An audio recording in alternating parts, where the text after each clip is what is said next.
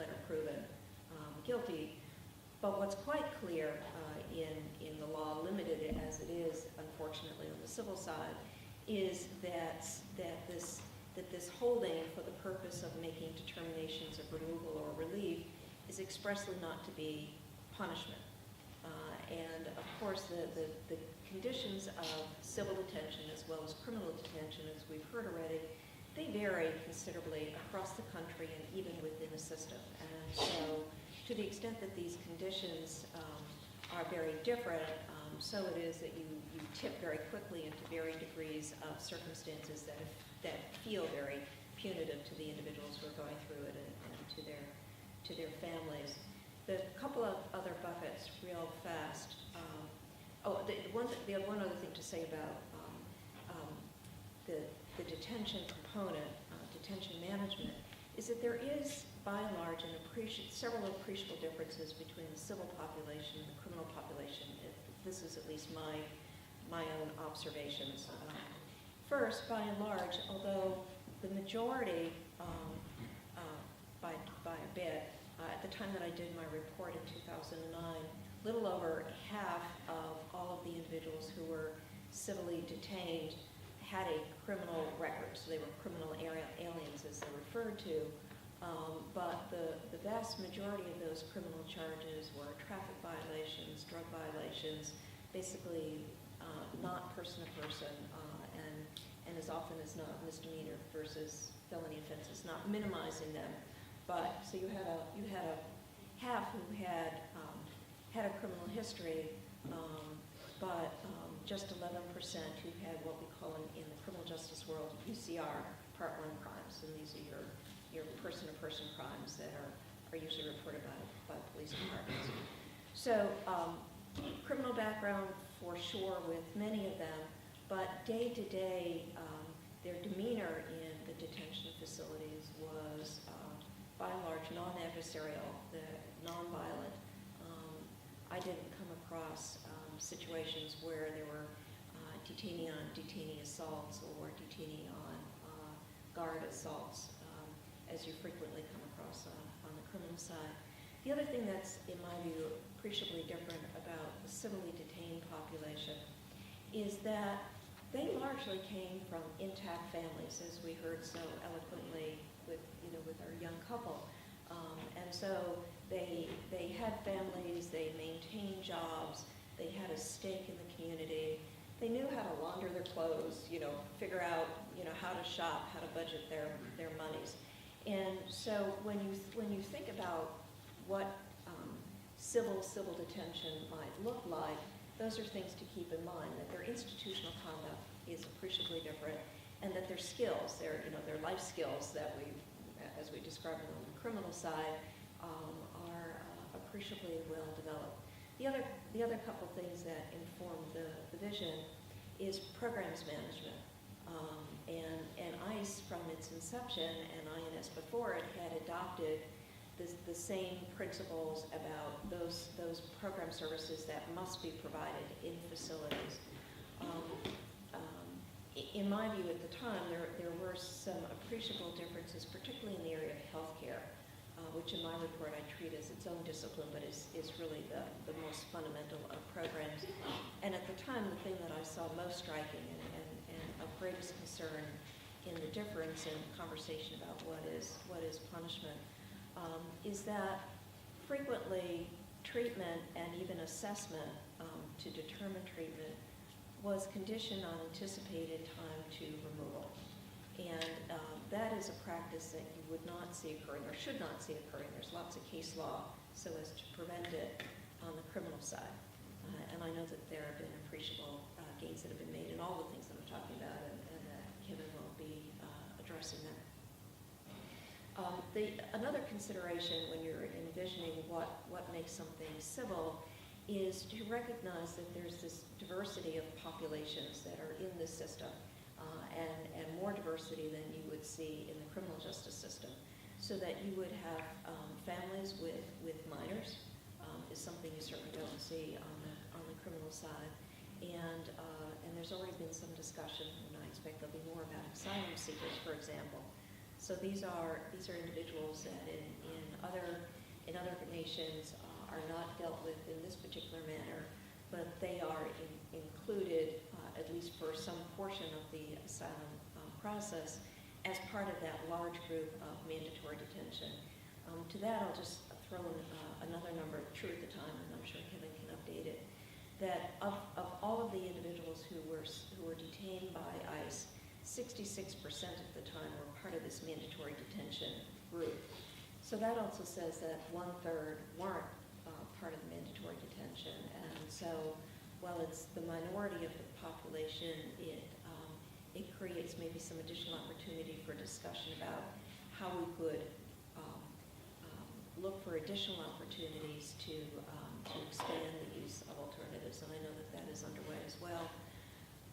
One of the programmatic needs and one of the special needs of these special populations is, even if they are not eligible for community supervision based on the kinds of risk assessments that Oren and others have talked about, that the time that they spend in detention could be an opportunity to prepare them to qualify for an alternative to detention, if not immediately, then at a later date, the asylum seekers in particular, when they got to that point in the process.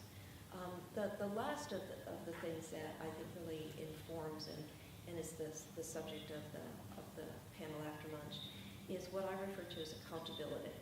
And accountability is clearly the keystone, and I'm so pleased to see another of my colleagues, Andrew here, who's now the public advocate, the ombudsman, if you will, which really speaks so loudly to the commitment by ICE to be accountable. Accountable is bigger than that. It is fundamentally government's commitment to itself and others to be its best and to do its best. And it really gets then to previous speakers about efficiency and effectiveness. You know, it's not just what we do, but how we go about doing it, so that it is the very best for all persons involved. I'm going to stop you there, so we're going to come back to you in a few minutes. But Kevin, what does detention reform mean to you? I'm wondering if you could give us a sense of where things are now at ICE, where you see them heading, where ICE is trying to move them. Sure, and to some extent, I'll try to tailor it around some of Dr. Schriro's comments as an update, and also to relatedly address some of the things that were said in the prior panel, which Dr. Schriro spoke of as well. So, first of all, in terms of alternatives to detention, and seeing that as an important consideration that must be given in terms of population management, detention management, as you referred to. The one thing to emphasize when we talk about the detention population, which is at any given moment about 34,000 people, versus what people refer to as the formalized ICE program of alternatives to detention. In fact, the non-detained docket at any given time is well over 1 million people. Any of those people by law could be detained. They're not an alternatives to detention program for the most part. Primarily, they've been released on supervision, which is with no conditions. Many others were released on bond, and then some are released under a formalized ATD program, which typically is telephonic monitoring. In terms of you mentioned the population statistics and how I could address those or update them. That goes to the Obama administration's and Director Morton's reform priorities. Those numbers have been changing over time. Prosecutorial discretion has always occurred. The Obama administration does strongly support comprehensive immigration reform and is bound by laws such as mandatory detention. But it has introduced, Director Morton has introduced new enforcement priorities, which explicitly bring into account a variety of important factors such as the ones we've discussed. Being a primary caretaker of children in the United States, having spouses or children who are U.S. citizens or legal permanent residents. At this time, 70% of people in detention are mandatory 93% are either detention is either mandatory or detained pursuant to one of our enforcement priorities. Now, I'm sorry, you having a hard time hearing me? Sorry. A little bit. And I apologize. I came down with a bad cold of some kind, so you may want to stay away from me after this one. And I'm sorry if you've already shaken my hand. The enforcement priorities are, yes, convicted criminals, and 70% of those, I can double check that number, of those are in what we now call threat level 1 or threat level 2, 72%. Now, it's not the categories that you referenced. Threat level 2 is felony conviction or at least 3 misdemeanors. So 70% are one of those two categories. Prosecutorial discretion is leading to the release of people who are convicted of misdemeanors. There's no question that ICE is open to that as a type of discretionary release. How are these factors being taken into account? That's one of the detention reforms that we work on as it's hand in hand with the enforcement reforms. There's been discussion of the risk classification assessment. I promise to address that on this panel. ICE officers always did engage in an assessment of the risks posed either through public safety or flight risk. Now it's being formalized with an automated system, which has been implemented in Baltimore and Washington, and there because they're gay or transgender. Whether or not they're victims of human trafficking, there's a series of categories which ultimately will have a substantive impact on what the recommendation that the tool makes in terms of whether the person is detained.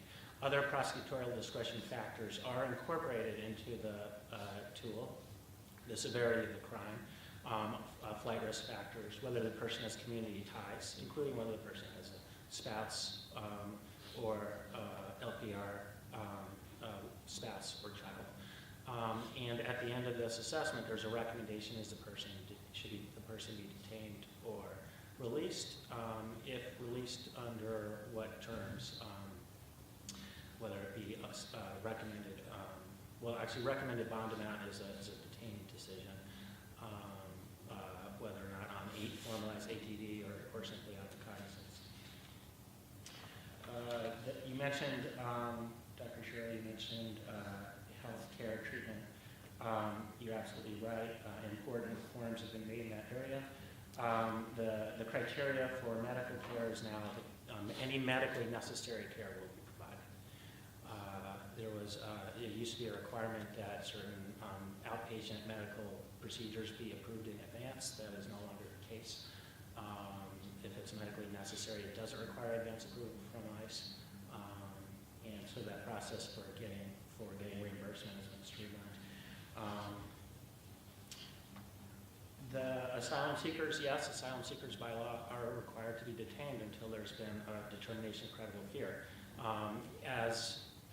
As has been mentioned, this administration is bound by existing law, and by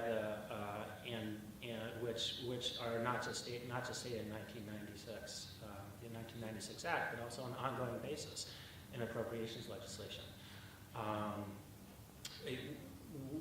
The administration and Director Morton are doing what they can within those confines.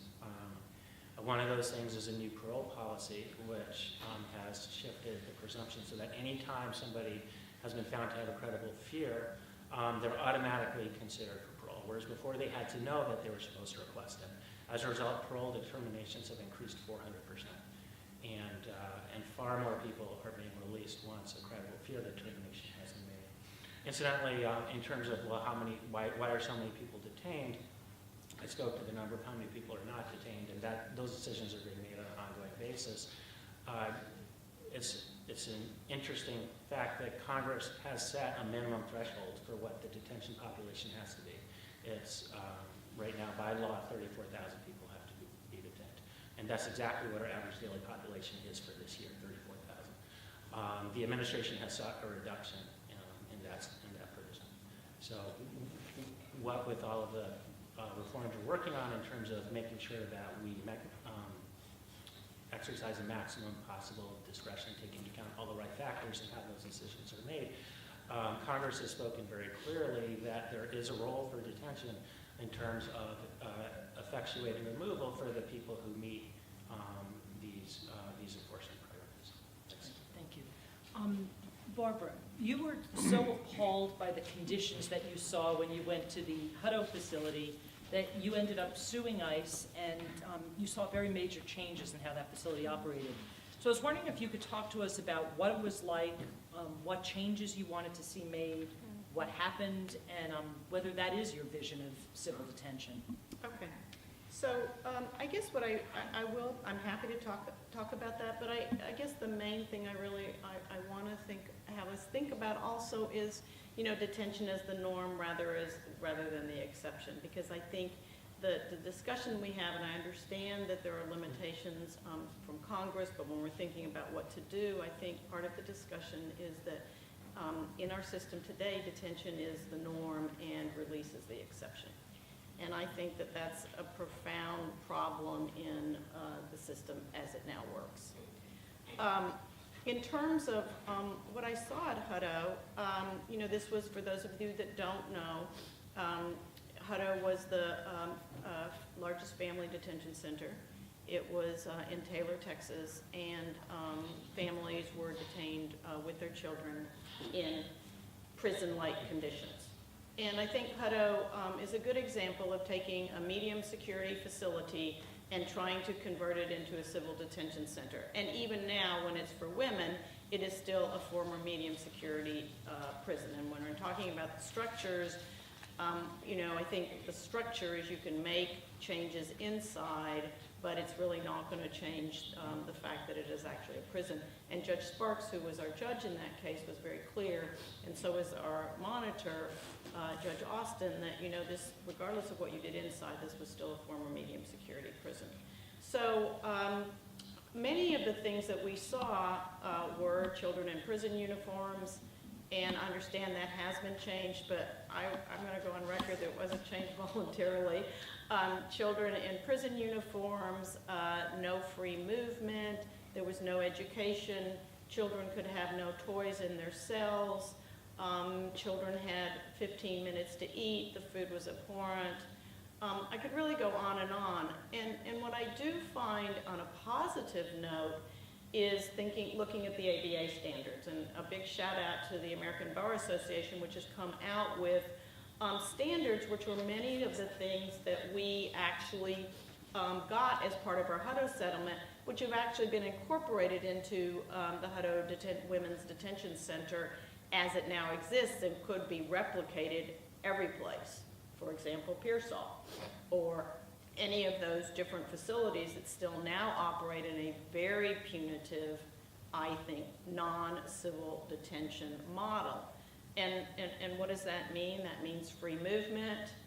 It means increased funding for legal orientation programs.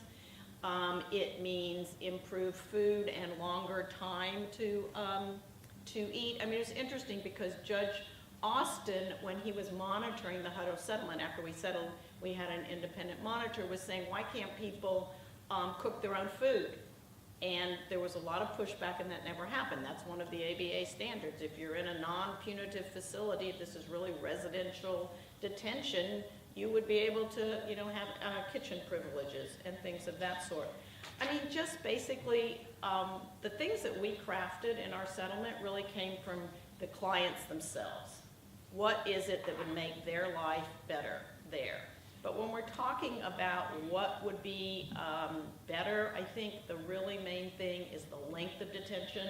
So we can talk about what improved conditions would be, but really civil detention becomes punitive if it's prolonged.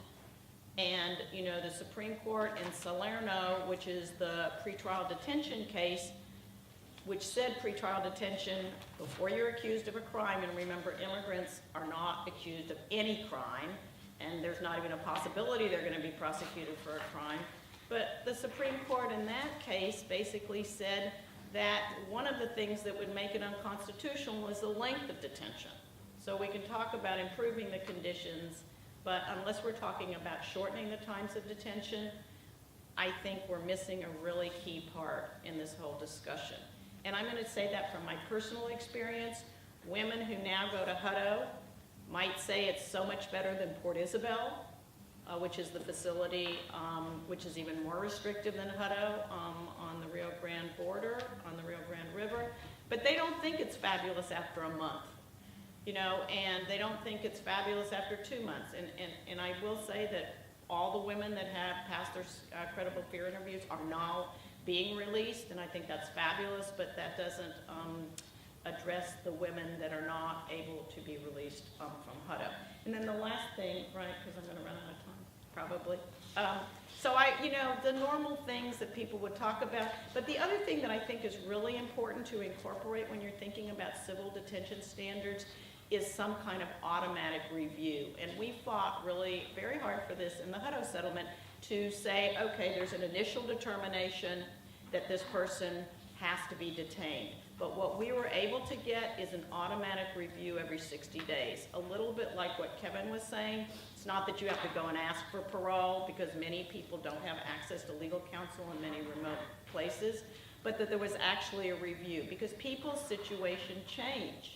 The risk assessment that's made when you're taken in the first time may be different. You may have located your family member. The judge may have, found that you could proceed with your case for relief. So I think one of the things that should be thought about, and this is in the ABA standards, is to have also periodic review with the goal of shortening the length of detention. Great, thank you. Steve, you come at this issue as someone who has spent a career working in and around prisons. And in the context of detention reform, you hear words like less restrictive and normalized conditions used to describe desired reforms. So my question for you is it possible to normalize conditions for immigrant detainees if they're housed in jails or other facilities that were built for a criminal population? What makes those facilities penal rather than civil in their design or in their operations? Well, the short answer is no. Okay, well, that's bad. I'll be succinct here. It's no, in my view. And having spent 40 years in and around all manner of confinement facilities, from those that are halfway houses, community residential centers, to the Supermax ADX in Florence and other places, if it's a correctional penal set for security risk, people that have been charged with criminal violations, a facility is going to be built a certain way, with obviously some evolution of construction through our prison systems and jails. It's going to be staffed in a certain way and driven by certain fundamental principles. So if you apply those penal confinement principles to a distinct and separate population that is not, in essence, penal or criminal, then you don't. If somebody was trying to look at this real rationally, Bobby going to operate on the margins. One of those margins is going to be availability of staff to do these kind of non-essential, hold and custody things.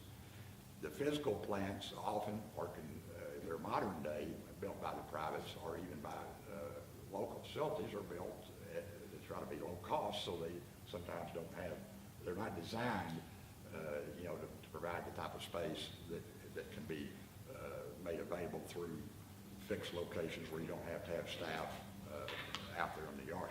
So there's all kinds of design operating impediments. I was in a facility in California, had immigration detention population that had a real good physical plant design that lent itself to letting the detainees out for in excess of the minimum standard of 1 hour, and they did it.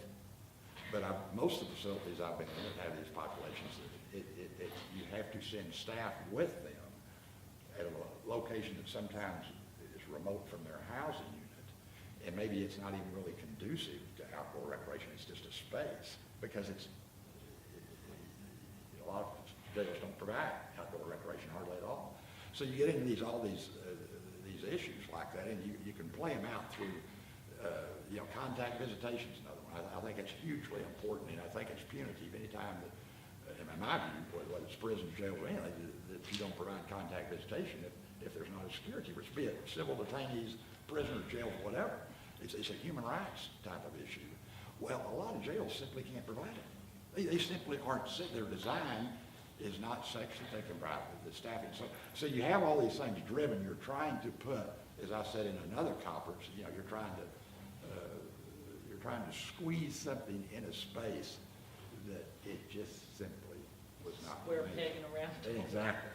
Barbara had mentioned the idea of cooking, people cooking for themselves. Have you seen many jails or prisons where people can cook for themselves? Are they designed that way? With this population we're talking about? For any population? They're just not... Yeah, I've seen in lower custody facilities and more open facilities, yeah, you see that. But in your typical prison or jail, would they be built in such a way where you could accommodate that practice? No, it's not. And again, the two considerations that drive almost any, and Dora, you can comment on this or agree or not disagree, is the staffing and physical plant configuration. In matching the population with those two ingredients. And that's so often, we talk about medical health care. The reason I haven't been to a single one of these facilities where medical health care was up to snuff. Not a single one. That's not my area, but I'm with my colleagues that look at that. Simple explanation for that. It's costly. It's costly, and also it's related to staffing, because service delivery in medical health care is best delivered in a healthcare setting. That, again, is a space issue. So you can relate. I can go through ad infinitum today and make an overwhelming case that even given the many wonderful things that y'all are trying to do and be sensitive to, ain't going to work until you get dedicated facilities that are staffed and built to hold this population. It is simply, the best you're going to do is with good intentions and good efforts and fair play and maybe some continuing oversight, is get it to where it's better than it has been. But it's not going to be what it should be until you design, operate according to the population that you have. I'm going to come back in a little while to this issue of using jails, but for right now, Dora, let me ask you, do you think that civil detention ought to be different from the penal model? And if so, what are the ways in which it should be different? Yeah, as I was suggesting before, the underlying characteristics of the individuals are different.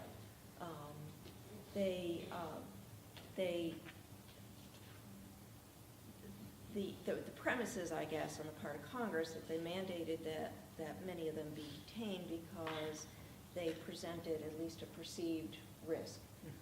But when you toggle back and forth between the correctional side and others, even in mental health, there's all sorts of assessments you do at different places, and there's all different kinds of perceived risk. And Kevin and I have talked about this as well, and I know he'll weigh in. As you were suggesting, the physical plant is built from the inside out. The plant really is the plant, and so you make your core decisions about whether movement is going to be escorted or there will be free movement. That's part of the architectural conversation that then gets carried out in the physical plant, and whether the building materials are soft, so more like houses and hotels, or more like maximum security. These are all decisions you make from the get-go. You certainly can soften it through staffing, but staffing has a cost. There are other things we haven't touched on yet, except through this morning's story again, and that's about we've been talking about right-sizing the population. And to some extent now it appears that Congress drives what the right size is, 34,000, whether or not you like it. It's also about where these facilities are located. In the early conversations, and getting to Steve's point too, I think like most reforms in any system, and I've walked into any number of systems, and there's no system, no matter how well it's run, that still doesn't need reform. It's the nature of the beast. The conversation, I think, ultimately gets to be about going backwards and forwards at the same time. You have to take what you have and make the very best of it, but you have to continue to envision what it ought to be, and as aggressively as you can build that new system to replace and then let go of the bad. ISNO has already let go. I mean, they had over 300 facilities when I was there a couple of years ago. That's crazy. And they've started to cut back down on that number, and I'm sure we'll do some more. And so that's a variation of that right sizing. But where should these facilities be located? And in that report, we showed about the overlays about where the interdictions were occurring and where the beds were available. And so part of this right sizing is about realigning your resources. And the report also talked about that when it came to alternatives, that alternatives at the time were allocated based on certain slots with certain levels of surveillance, whether or not it was warranted. And that's been appreciably smoothed out as well. But thinking about where you're going to put them and what they're going to look like. So some of the conversation initially had been where you have each of these large areas of interdictions, and they're fairly well established, subject to change, of course, over time, is that you might create the equivalent of a hub. And for the vast majority who move through in a short period of time, you would envision one set of conditions for people who are there for just a couple days. And it clearly has to have medical assessments, because short or long, you need to find out that stuff. And it's got public health ramifications as well, because if they get released to the street and we don't know that they have an infectious or contagious disease, or if they're going to go back to their home country, either way, you want to know about that. And that for those who stayed past X days, that you would then have smaller facilities that could be more tailored to the needs of the population. One of the things that I observed in my report, and an example about one of the things that we can do right now, I think, to make some appreciable improvements, is where the civil population is co-located with criminal populations. In my view at the time, I think their conditions were the most disparate. They were the most likely to get the short end of the stick.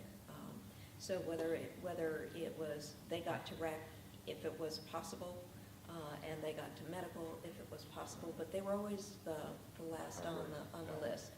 And so that's an example of something you can do right now to make a big difference, even as we continue to move quickly towards this better location, this better idealization. Michele, let me kind of tack on what Dora was saying, because I quite agree.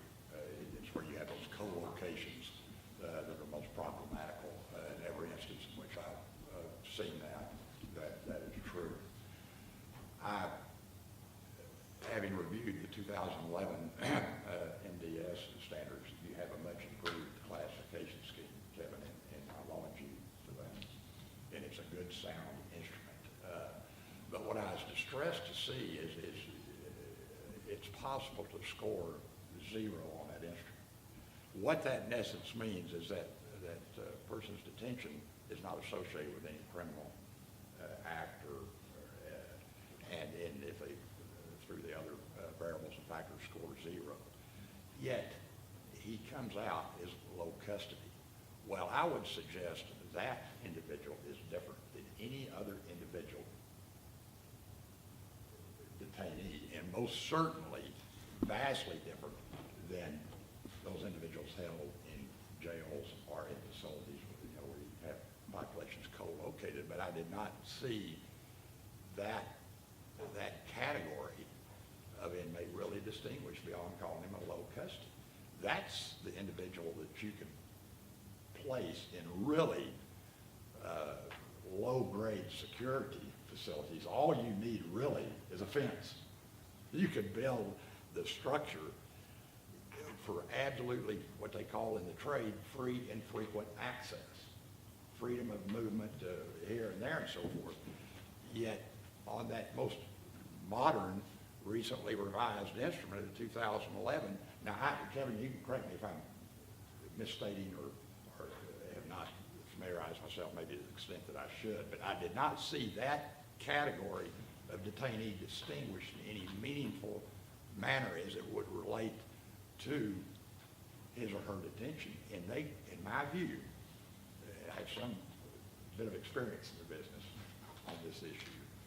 That individual is different than any other individual that you're going to find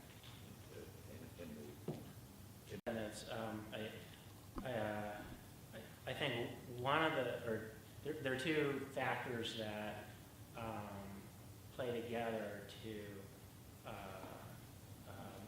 make moving in that direction difficult. First of all, there's the system that this administration inherited, which was large numbers of facilities, large numbers of jails. But there's also operational realities, which to some extent dictate how the system has to continue. There are a lot of people who are in detention for a long time, primarily because their cases are being litigated through a time-consuming immigration process. But it's also true that 50% of our population is removed or released within 8 days. The average length of stay is 28 days. There's a lot of churn, and you mentioned the short-term stay people. Now, there are 24 different regions in the country. Each one has its own system for processing and adjudicating immigration cases. Each one has to have its own detention system. Each one, therefore, has people who are churning through the system with 50% of them, and this is numbers for the system as a whole, 50% of them a week or less in detention, not time to, you can't have each region having many different types of detention facilities by classification. Certainly you can't snap your fingers and have that in a year, where so many people are moving through such a complicated system around the country. We are definitely moving in the direction of trying to develop specialized facilities for low-threat detainees. We've opened one in the Newark area, which houses all low-threat individuals for both the New York and Newark field offices. We've opened one in the Los Angeles region, which is purely for low risk. We've opened Carnes, which is just outside of San Antonio, which we look to being the model that we're hearing about with total freedom of movement, contact visitation. You walk to the clinic, you spend out as much time outside in recreation as possible. Those are time-consuming to develop, and we've also encountered cases where there's tremendous local opposition to doing those. The closer the goal is to have those closer to the metropolitan areas where individuals were apprehended so that they can be close to their attorneys, close to their families. That was a vision that was originally recommended by Dr. Schriro and that we're pursuing. And it's also true that the closer you are to the metropolitan areas, sometimes the more local opposition you have. But in any event, that is an important part of the change, and it will take the longest time. But we've also heard our development of new facilities has been strongly opposed by many advocacy groups who say we should not be developing new detention facilities. There's been a lot of opposition. So in that respect, and the other concern that's been expressed is if you have facilities that are designed entirely for the low-risk population, will that encourage the detention of low-risk individuals that we don't want to detain? Our goal is to move increasingly towards detention to the extent possible, to the extent permitted by law, of more dangerous, more serious criminals. These are goals we're pursuing. And then the detention standards, that's our baseline. And the detention standards are things that we apply everywhere. These are things that we're going to expect county jails to do. And the reason there are 3 sets of standards is because we have to get facilities to agree to them, which again takes time as we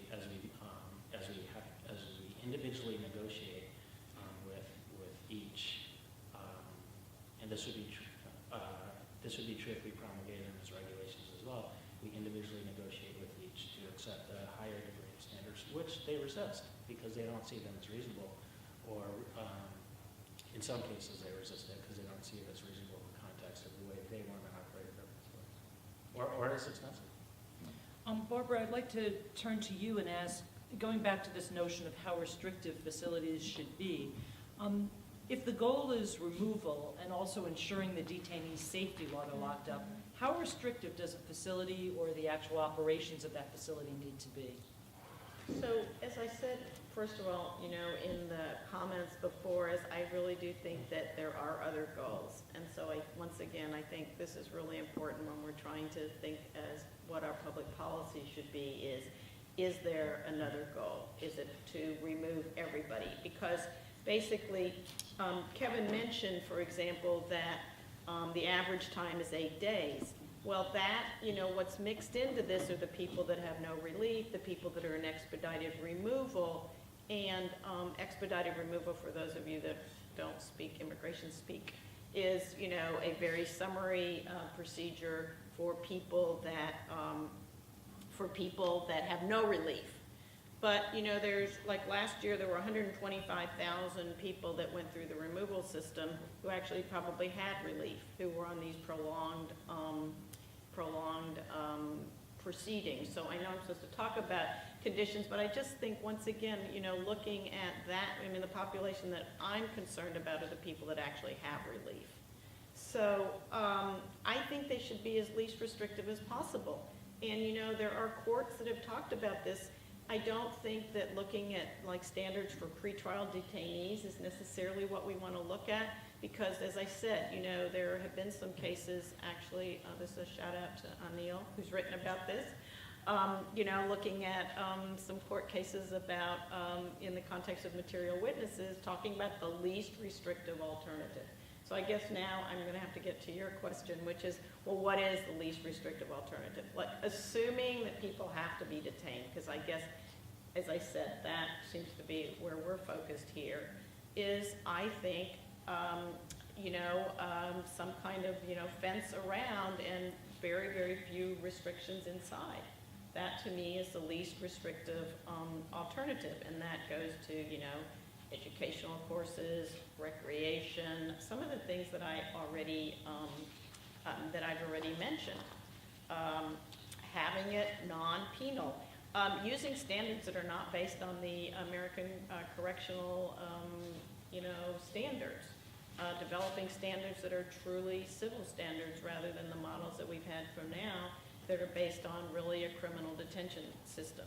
I think the real challenge for this is that we can talk about what those should actually look like, but I think, what's coming through and what Steve has said is that when you're contracting with private prisons, it's going to be very, very, very, very hard. And if you're able to achieve it, I think that's fabulous. But I think that's going to be very, very, very difficult. I want to jump in on that. I've been jailing forever, and so I've increasingly been involved with the private sector, and it was interesting. I first had a clue that something was up when they used to come to any of the conferences where corrections administrators met, and they were always in the halls of the state legislature, looking to compel certain allocations of beds to, for state sentenced inmates. I have this newfound understanding that, they're in business to be in business, and whether they're privately held, as is the case with MTC, is it MTC, or publicly, as in CCA and GEO, If they know what the customer wants and they create a business plan and they have some reasonable assurance of stability, you can get a pretty good price, and quite frankly, you can get whatever it is you're asking for. But until there's that stability and less volatility in changing conditions and stuff. So I've come to feel that they can be, and maybe they are already, an important partner. I will add just on this issue, ICE still, the government owns, I think, still 7 facilities that it also occupies. But ICE doesn't operate any of these facilities, and I'm not sure how many decades it's been since they have. So whether it's sheriff's departments or private sector, somebody else is doing the work of civil detention. And in my experience also was that the sheriff's departments were not necessarily your preferred alternative, because they in turn frequently subcontracted with the private sector, and now you were further removed from the people who were actually delivering the service. So all of this to say is if we know what we want, and if we're really clear about it, and we've thought it through and costed it out, and are clear about the best ways to acquire that, I think that also is a measure of getting to, the ideal system, whatever it is that the administration and others determine that it is. And I'm sorry if I can just clarify what I said earlier. We are moving to implement the new detention standards, performance-based national detention standards. And the facilities that we work with, which we refer to as dedicated facilities, and that they only hold detainees on behalf of ICE. Obviously, that we start there because that's more than half of our population. They're not, I didn't want to give the impression that they're resistant. They are seeking clarification about what we mean, exactly as you say. And when we come to county jails, and the fact that, when we say 300 jails, by the way, many of those jails have 0 people in them, but we maintain an agreement with them because someday in the future we may apprehend someone in that county because we have a nationwide presence and briefly have to detain someone in that county. And in that respect, our operational realities are much closer to the U.S. Marshal Service if you're looking for comparisons. And I'm not talking about what the legal authority is, civil or criminal. I'm just talking about the operational realities. Much closer to U.S. Marshals than to, say, Bureau of Prisons or some other unitary system. So that's the Department of Justice. They rely exclusively on county jails, and they, the degree of oversight and accountability is very different at county jails for us compared to the Department of Justice. And you'll hear about our multi-layered and extensive oversight system. So I think we compare very favorably to the Department of Justice when you consider that we have to maintain some sort of presence in every region of the country because we operate in every region of the country. We are moving in the direction. And at the dedicated facilities, we have a real ICE on-site presence. ICE does run its SBCs, and the contractors provide security guards. But at other facilities, there is a strong on-site presence, and we have ICE personnel stationed at county jails, and we're moving in the direction of greater and greater permanent ICE presence of ICE personnel stationed at county jails. I want to pick up on this distinction you're making between the dedicated facilities and the space that's rented in the county jails. And I want to go back to Steve's point before when he said, just a short answer, no. You can't house people in county jails and expect to have something that looks like a civil detention system. I want to throw that out there for the rest of you to respond to. Does having a civil detention system necessarily mean not using county jails to house immigrant detainees? Well, I'm going to say yes. And that's because it has to be a non-punitive system. And a non-punitive system, I don't think can possibly be in a county jail. I mean, when you think about how the physical plant is and who you're mixed with and the restrictions that happen in a county jail. So that's my opinion. You said no, so. I don't need to say anything further. And Dora, what's your take on that? I'm a little bit more towards the middle. I think it's very facility specific. Some of the most innovative designs I've seen tend to be in some of the metropolitan facilities. And so where you have direct supervision, where you have lots of natural daylight, where there's a lot of movement, where they use a lot of technology to achieve some oversight without limiting individuals. It can become a very, very, difficult thing, even if you are committed to trying to do the integration. Those that resent maybe having to be told by your local ICE officials to do something, but they're still getting those dollars, that's where you get some real issues. So what I'm trying to say, even in the best case, you have certain real operational issues at play in a 7-day, 24-hour operation that can be potentially dangerous to try to do that. Because they pulled one young woman out of a cell block, this operator was talking about on the taser, and they actually had momentary lapse of issue or issue not a detainee.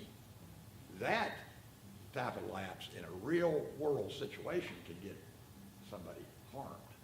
You don't want that hesitancy. If you elected, again, I applaud you that you don't like using the taser at all, but it's a real world thing that becomes, can just in of itself, because of the standards, becomes an instant operational problem. Barbara previously mentioned the ADA standards, the civil immigration detention standards that were recently released. And those talked about some of the conditions that have come up today in our conversation, issues about specific conditions, freedom of movement, uniforms, visitation, recreation. Dora, are those standards feasible? Could a facility run safely if it did those sorts of things to house this population that we're talking about? Oh, unquestionably, yes. And that's also with the caveat that you've got a good risk assessment now, and it needed improvement some years ago. And so you can isolate the minority who need more management through escort and far more limited control. But by and large, the vast majority of the population, again, even if I think the criminal charges increases, this is a group, by and large, that has demonstrated over the years considerable restraint. That whether they're hopeful for relief, as we heard this morning, or they just want to accelerate the removal and be done with it, and those are dynamics that you don't ordinarily have in the criminal justice system, although you think the same logic might apply, it by and large does not. And in the spirit of dialogue, these issues go both ways. And I wanted to ask Steve and Dora whether or not there's any reason that corrections facilities couldn't make some of the changes that we've talked about today to become less punitive, less restrictive, more normalized. Are there ways in which prisons and jails could learn some of these lessons as well? Well, I think that they are, and again, the kind of the metamorphosis in how these facilities are being designed and built and operated today is indicative of that. But the same kind of angst as Kevin has described. Once you have a physical plant, you kind of own it for the duration of time. We've been doing some noodling. I work with Dr. Cohen, who's on the Board of Correction in New York City, and we've been in all ways trying to make the most out of our physical plant so that it works for us and doesn't feel to be working against us so often. And so I think we can always look at what we have and do better with it. It's not necessarily going to be the best. But I think corrections is, the other, just to add though, when I referenced earlier total institutions, I mean, there are all sorts of other kinds of facilities in the public sector as well as the private sector that serve large numbers of similarly situated individuals for a variety of reasons. And so, you know, early in these discussions, we looked at other models, like even how migrant temporary lodging is constructed. So you have communal cooking areas, but, you know, more privacy in the bathing and sleeping areas.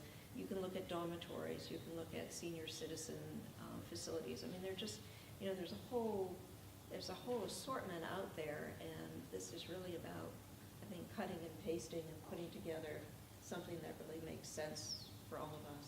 You had your wonderful parallel universe concept, which seems to me to play into this quite well. Steve, do you want to respond to this? Well, I would make this observation that hopefully is we can relate to. Yeah, I've been involved in reform litigation most of my adult life in about every setting imaginable, in all positions, as a federal court monitor, as a defendant's attorney, plaintiff's expert, and so forth. And I can say that I don't know how many times that being involved in that before the reform, somebody will say, oh my heavens, the sky is going to fall if you do that. I can remember I've been involved in cell integration cases in some pretty tough southern states, Mississippi, Texas, and so forth. And I can recall their administrators saying, these are justice litigation, you're going to do this and they're going to burn these places down. They're going to burn them down if you do this. We did it, nothing was burned down. Some of them went off without any hitch at all. So you always have it, and then after that happens, then they learn that yes, we can safely do this, and it is a better operation because we do it. So it's, will some of these reforms with respect to immigration detention spill over? Sure they will, because we've got a lot of low custody populations in our jails and prisons that don't need near the hard confinement that we routinely provide in terms of bricks and mortar and staff and so forth. So I think, yeah, there's lessons to be learned and that's why I was a little bit distressed when I saw the most recent classifications. I really believe that those zero people should be distinguished out, because it goes back to what Dora quite correctly said about privates. Privates tend to drive the entity, the governmental entity, if you let them. And I've been involved in this. In fact, I helped draft the privatization legislation 25 years ago in this state, worked for CCA, and so I know a little bit about this area. And it's always amazed me how come the customer doesn't drive the service provider, because I could write an RFP. It would take me 2 days that would construct you a nice little open facility to handle these zero people. It would do it just like that, and the privates would jump at it because they get a wonderful population. They get per diem for a group of folks that aren't difficult to manage. It just escapes me why some of these things are so simple that it's a stare in your face when we don't do it. I guarantee I'd draft an RFP overnight and have you a whole slew of these people, these facilities. If I can just add, we did that, and we developed a model for exactly what we want to see in a new type of facility, which is the direction we're moving towards. And it does call for freedom of movement. What standards are you using? Well, 2011? the standards are the same, but they're going to be contractually committed to complying with those additional expectations. The optimal.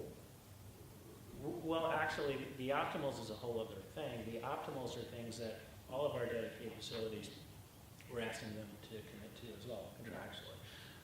But we did that model, and I actually want to make clear, I've been talking about low-risk individuals. We were seeking facilities to be constructed also for all levels, to be held in facilities like that, with freedom of movement, with these additional privileges, contact visitation. So we're not saying that we'd love to be able to have facilities that to the maximum possible extent do safely ensure those conditions. So Carnes is an example, the one that we did open, where the contractor did follow the model that we had sought, and it's working well, and it's not more expensive. We were trying to develop such facilities in the Miami and Chicago regions, which would have been for all classification levels. with slightly different safeguards from a security perspective for different levels of risk. But, and that's where I got to. It's a goal and it's slow. But we are definitely, when it comes to a new facility, we developed a new one in Newark, Delaney Hall, which is using an existing physical plant, which limited us, but it was a halfway house.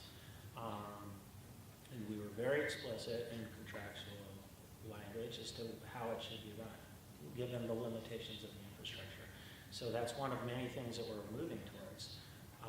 And we're seeking improvements in the county jails that we use, as well as in dedicated facilities that we have, where, again, we're, if an agreement is being renegotiated, we're asking them, which of these 10 to 15 things on our list can you commit to doing given your existing infrastructure? So we're not giving up on any type of facility, whether it's a county jail, a dedicated facility, or a new facility. Our limitations are greater with a county jail, but we're, that we have seen improvements in county jails as a result of an ongoing dialogue, a number of them. So we are doing that. No, And it's a good idea. I didn't mean to suggest otherwise, because you are. But I just want to encourage that. I want to, my time up here, I want to do what I can to encourage what you say you're doing, and to do it at maybe the accelerated pace at which things allow you to. That's all right. In the limited time we have left, I do want to open it up to the audience to ask questions. It's obvious we have an incredibly talented panel here, and I hope that their comments spur some questions for you. So, I'm curious because you were talking about building facilities for low-risk people. Why do low-risk people need a facility? Well, in most Can you cases. repeat the question, Kevin? Sorry. I asked, they mentioned that they were building facilities including for low-risk people. And my question is, why do low-risk people need a facility? I think in all cases, well, I can't say literally all cases, but they should in all cases be either mandatory or one of the being held pursuant to one of our enforcement priorities. As it is, that's 93% of our population anywhere.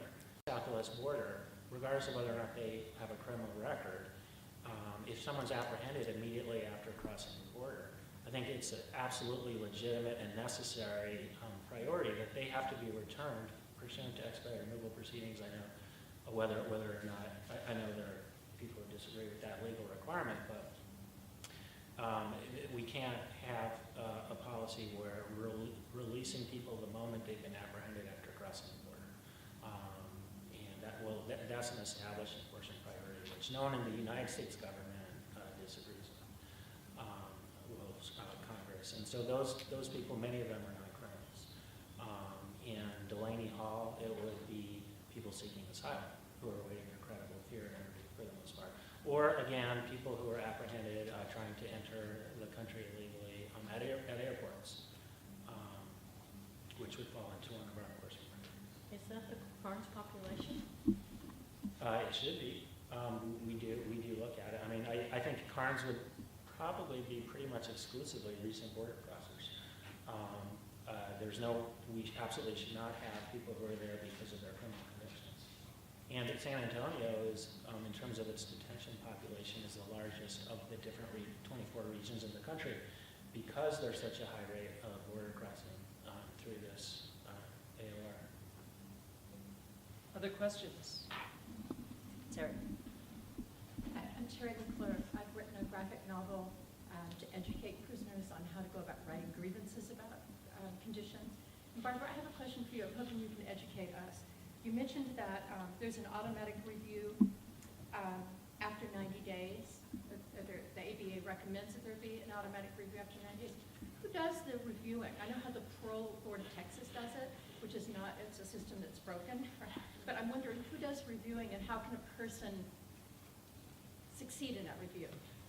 So first of all, there really is this was an ABA recommendation. So for a limited period of time when we had the Hutto settlement, which was the court settlement that we reached regarding family detention, it was part of an enforceable document that whether a family should still be detained at Hutto was reviewed every 90 days. But currently, there really is no such procedure. that I know of. This was a recommendation in the ABA that every 30 days a custody decision should be reviewed. But you've touched on a really important point, and that is that for people that are subject to mandatory detention, or people that have, and I don't want to get into technical immigration stuff, but people that have arrived at the border may not be eligible for bond, there is no independent review. And this is different than, pretrial detention, and it's different than human rights standards. So that in itself, who would make the review would be ICE, the same person that is detaining them. I don't think that's ideal, and because there are some people who can go to an immigration judge, but we're talking about people that may not be able to go to an immigration judge. But I think, yes, it's not ideal, but at least the first step for me is that there is some review. But I think it's a problem in the system. There are various types, some types of automatic review, and then other types of relief opportunities. The automatic review, I mentioned the case of parole, but it also goes to bond. A question is, what are the changed circumstances that would necessitate a review or justify a possible release? A very common one and the most obvious one is somebody whose detention is mandatory while they're awaiting a credible fear determination. So they're not just automatically returned if apprehended after crossing the border. They've asked, do you have a fear of being returned to your country? Everyone has asked that. If they say they do, by law they're detained until there's a credible fear determination. If they're found to have a credible fear determination, they are immediately considered for either parole if they were apprehended at a port of entry, or for bond if they were apprehended after crossing the border. And the release rates are very high at that point, so that is an automatic review. And then ICE does everything it can when something is brought to their attention that there's a circumstance that they weren't aware of that necessitates a re-examination, that they'll do it. You'll hear from Andrew, or maybe you will. He's the public advocate. Some of you heard from him yesterday. Certainly if people call him and say, I have a child that needs me to be, I need to be released from detention to take care of my child. Andrew's office refers it and engages in follow-up. But that also happens locally as well. And it routinely happens that people who are initially ordered released are initially ordered detained or subsequently released. I can't tell you the frequency of that other than we have the stats on people found to have credible fear. Any other questions? Ruthie? I'll use my organizer's prerogative. I have a question in follow-up to the back and forth that Steve and Kevin had regarding the RFPs. And the question is for Steve, and Dora, you may have comments as well, but Kevin alluded to the fact that ICE indeed issue the equivalent of RFPs to try to get proposals from entities to construct new facilities more appropriate for the population that ICE was detaining. And there were, is it working? Yeah. It was publicly reported in the news that there were conversations happening in Crete, Illinois, and in Southwest Ranches, Florida, about indeed building facilities or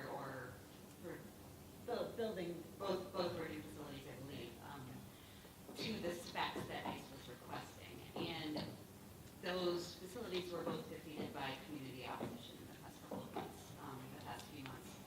And, I recognize from ICE's perspective, of course, they are trying to do what they've committed to doing and to recognize the fact that the particular population that ICE is detaining does not require the level of restrictions that it is dealing with for the most part.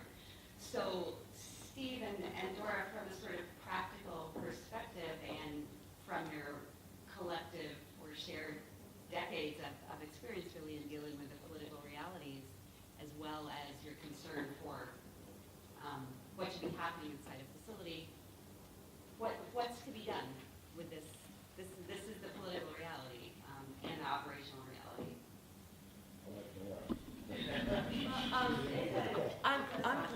sure why there was opposition, if there was I don't know that it necessarily anything to do with the design of the facility, but I assume just the presence of that population?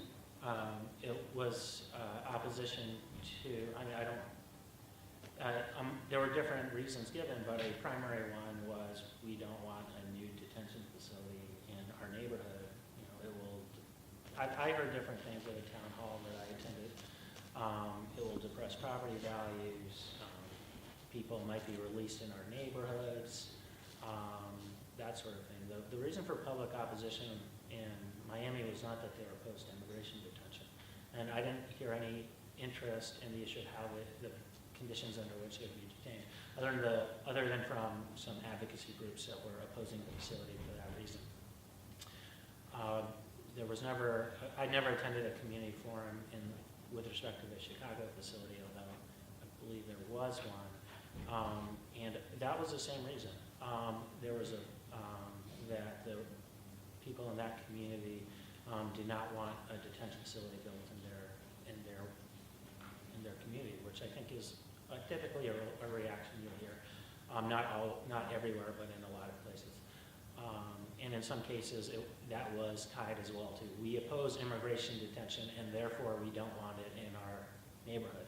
Even though we were arguing, we understand you oppose immigration detention, but it's happening and we're trying to improve it. So if your concern is improving the system, you should support this facility. But that argument didn't win the day in those cases. Citing facilities is not new on the correction side, and I imagine in other disciplines as well. And sometimes the communities that want the facility don't want them for necessarily the best reasons for the rest of us, largely jobs, as Steve had said before. But usually in the RFPs, part of this is having a strategy. Exactly. and having support from stakeholders, which helps you in picking this site over one of a number of other preferred sites. So this may be, and so I know how much effort is put into researching this, but this may be another place, if it hadn't been considered, looking at how the corrections and probably the mental health field as well, how they try to site facilities might help this going forward. All I'd say to that is amen. I want to add a word to what you just said. It's pure strategy of doing reconnaissance in your homework. Again, I was involved in this from its get-go on American Corrections, and there were certain agency officials working with the potential private providers that you had that done before. Yeah, I mean, you put together economic incentives, you promise roads or parks, special tax incentives. So, you just, you do what you can ahead of time to move it along. Yeah, that should be an impediment, Ruthie, if agency's doing it. Well, in this case, the agency didn't have that authority because they were not going to, it couldn't have done any of those things. The local governments were the ones that came to us seeking to have the facilities placed there, and that those discussions were held about whether or not their communities would support the siting. And there were town halls, a number of town halls in the case of the Miami facility. I'm not sure about the Crete one, regarding the plans. That area had already been zoned for decades for the construction of a county jail, and it was next door to a county jail. So, point taken. Strategy is important, and we certainly did our utmost to do our homework, but there are always unpredictable factors. It's, for example, when I served in Missouri as director, much of the prison population city, the majority of the prisons were in the rural, in-state part. And so there were huge disparities between the workforce and the inmate population and the prisoners' access to their families, kind of the conversation you could have about ICE. And so, part of the policy was to purposely look for locations within a catchment area of the two metropolitan centers, and we knew it was going to be an uphill battle, but it was the area of focus, and ultimately was successful. So it's just, it's keeping in mind about where you want to go and taking all the steps you need to, some of them maybe more than once, to get there. And we're talking about two places where it didn't work out. There are a number of places where it did work out, which I alluded to. And I also spoke about facilities that were entirely new. I haven't addressed a different detention reform which relates to it, which relates to something Dr. Schriro said earlier, and also to her recommendations, which is to align the location of our detention facilities or detention capacity with the locations where people were being apprehended. So one of the concerns that people had expressed about the system for years was the necessity that people were transferred long distances from certain regions of the country because there was not sufficient detention capacity in those regions, such as the Northeast and Southern California. There was a very thorough analysis done, which I think was being done while you were at ICE, and additional capacity was developed in the Northeast and Southern California, including these lower facilities for our lowest level security detainees. And transfers prior to removal have been dramatically reduced from both regions. It should be obvious we could go on for a long time, but I'd like to suggest we move the discussion into more private conversations over lunch. So thank you all very much for your time.